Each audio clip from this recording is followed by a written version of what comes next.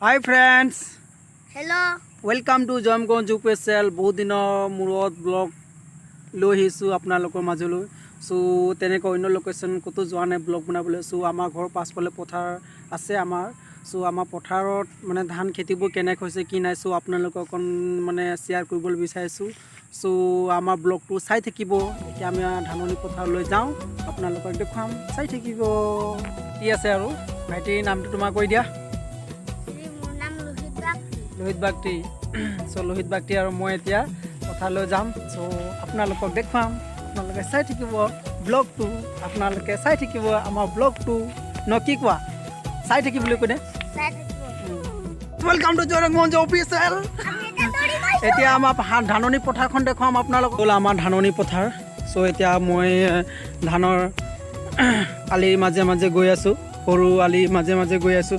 Friends এয়া চাব পাৰিছে ধানটো ভালেই হৈছে, পাৰিছে আপোনালোকে চাওক ফ্ৰেণ্ডছ। এয়া ধান ফুটিছে চাওক, এয়া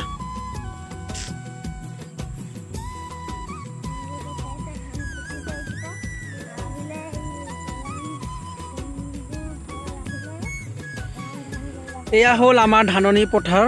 ছমাহ কষ্ট কৰি ছমাহ বহি আছোঁ ঘৰত। চ' এতিয়া অক্টোবৰ নৱেম্বৰ ডিচেম্বৰত এইবোৰ ধান দাবলৈ হ'ব আৰু। চ' মানে আমাৰ নিজে আমি খেতি কৰিছোঁ। চ' ভাল লাগিছে আৰু যি মানে ব্লগটো বনাই ভাল লাগিছে আৰু নিজকে বহুত ফুলফিল লাগিছে আৰু। চ' সেয়া আমাৰ খেতি, আপোনালোকক আকৌ এবাৰ ভালকৈ দেখুৱাই দিম আৰু।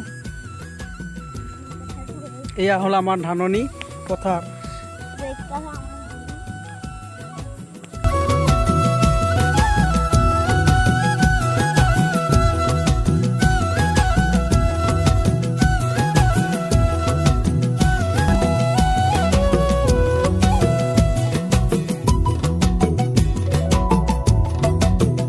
হাই ফ্ৰেণ্ডছ, আমাৰ ধাননি পথাৰখন কেনেকৈ লাগিছে কমেণ্ট কৰি জনাওকচোন। কি ধুনীয়া যেন সেউজীয়া মানে আৰু গোটেই সেউজীয়া আৰু ধানবোৰ চেহেৰাটো বৰ ধুনীয়া হৈছে আৰু।